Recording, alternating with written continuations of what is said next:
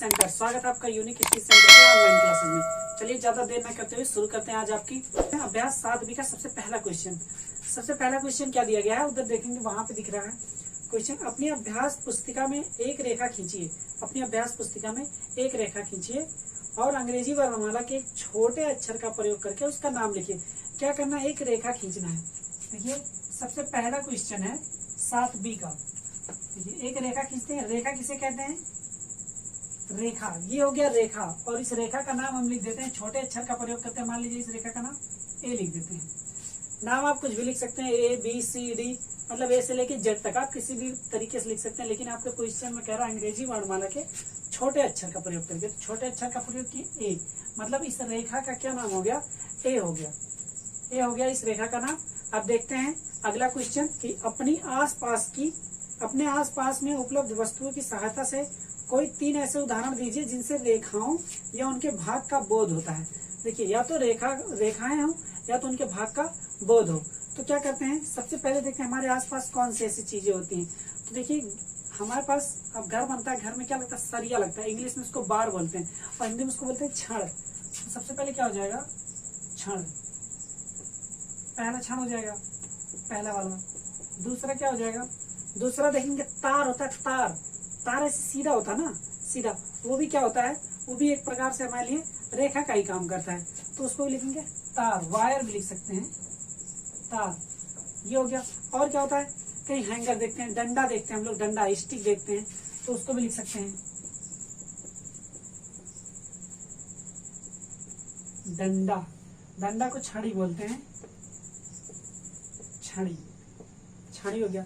और भी तमाम सारे हैं, जितने भी आपको जो ऐसा लगे कि सीधी रेखा में इस तरीके से जो कि हमको रेखा का बोध कराती है, सीधे में, उन सभी को हम यहाँ पे लिख सकते हैं। हमको 3 कह रहा था इसलिए हमने 3 लिखा। नहीं तो हमारे घर में हैंगर भी होता है, अर्गनी होती है ना, तार ऐसे बांध दिया जाता है, वहां तक उस पर कपड़े सुखाए जाते हैं, उसको बोलते हैं वायरिंग करवाते हैं, उसको बोलते हैं। बड़े बड़े पाइप होते हैं जो पतले से, उसको बोलते हैं सरिया। जो लिखा है ये क्षण लिखा है, इसको भी बोलते हैं। ये हो गया आपका क्वेश्चन नंबर 2। देखते हैं अगला क्वेश्चन, क्वेश्चन नंबर 3।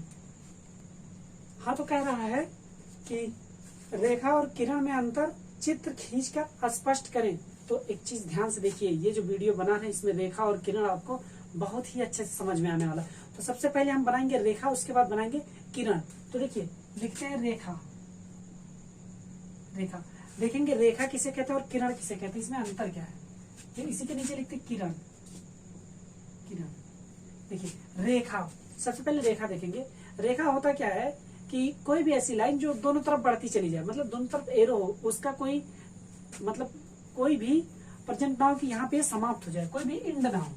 देखिए जैसे ये लिखते हैं रेखा, इस तरीके से बनाते हैं, इस तरीके से खींचे और इधर क्या कर दिए हमने तीर का निशान लगा दिया। इसका मतलब क्या हुआ, ये अभी भी इधर बढ़ती जा सकती है और इधर भी बढ़ती जा सकती है। तो इसी को क्या बोलते हैं? रेखा बोलते हैं। रेखा बोलते हैं इसको। देखिए इधर भी बढ़ सकती है, इधर भी बढ़ सकती है। अच्छा एक चीज इसी में और जान लीजिए, अगर यहाँ से और यहाँ तक निकाल दिया जाए, बाहर कर दिया इस तरीके से, देखिए तो ये हो गया रेखा खंड। तो रेखा खंड रेखा में से ही निकाला गया। रेखा का खंड एक टुकड़ा होता है रेखा का। तो ये हमारे ख्याल से आपको रेखा समझ में आ गया। अब देखते हैं किरण। किरण में क्या होता है, इसी का जस्ट थोड़ा सा कि देखिए यहाँ एक फिक्स बिंदु था, यहाँ पे कोई फिक्स बिंदु नहीं है, रेखा में कोई फिक्स बिंदु नहीं है, ये बढ़ते जा रहे हैं। किरण में एक फिक्स बिंदु होता है और दूसरा क्या होता है, बढ़ता चला जाता है। दूसरी तरफ क्या बनाता है, एरो का निशान बनाता है। इसका मतलब हुआ ये कि यहाँ फिक्स, मान लीजिए इसका नाम ए रख दिए और इधर ये बी, इसका नाम बी रख दिए। बी लिखते हैं छोटे लेटर में, ये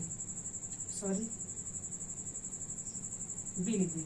तो ये जो बी है, बी वाला हिस्सा क्या हो रहा है, बढ़ते हुए जा रहा है, इसका कोई लिमिट नहीं। लेकिन एक सिरा क्या होता है, किरण में फिक्स होता है और रेखा में क्या होता है, कोई भी सिरे फिक्स नहीं होते हैं, दोनों तरफ बढ़ते जाते हैं। किरण में केवल एक ही तरफ बढ़ता जाता है। जैसे आप लेजर लाइट का यूज करते हैं, इधर आपने लेजर ऐसे यू दबाया और इसी में से लाइट निकली, ये इसका एंड है ना, लेकिन आगे वाला कहाँ तक जाएगा इसका कोई वो नहीं है, मतलब कोई अनुमान नहीं लगा सकते कहाँ तक जाएगा।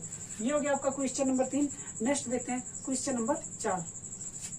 देखते हैं क्वेश्चन नंबर 4 कह रहा है, दिए गए प्रारंभिक बिंदु निगमन बिंदु ए और एक अन्य बिंदु बी से होकर जाती हुई एक किरण खींचिए। दिए गए निगमन बिंदु मतलब एक बिंदु दिया गया ए, ये मान लीजिए ए, एक बिंदु यहाँ पे है ए, और बोला गया है कि एक अन्य बिंदु बी से जाती हुई कोई एक किरण खींचिए। तो क्या करते हैं, एक अन्य बिंदु क्या लेते हैं, यहाँ लेते हैं और इसका नाम लिखते हैं बी। ये हुआ ए और वो हुआ बी। तो यहाँ से हमको ए से क्या करना है, किरण खींचना है किधर, बी की तरफ जाती हुई। ये देखिए बी की तरफ से जाती हुई, मतलब ये रुकेगा नहीं लेकिन बी से होकर जाएगा। यही हमसे कह रहा है और यही हमने आपको दिखा दिया। तो ये हो गया आपका क्वेश्चन नंबर 4। उम्मीद करते हैं आप लोगों को वीडियो पसंद आया होगा। वीडियो को लाइक करिएगा, दोस्तों के साथ शेयर करना मत भूलिएगा। और हाँ, आप लोग चैनल सब्सक्राइब नहीं करते, चैनल सब्सक्राइब कर लीजिए, इससे आप लोगों को नोटिफिकेशन टाइम टू टाइम मिलता रहेगा। तब तक के लिए मिलते हैं आपसे अगले वीडियो में।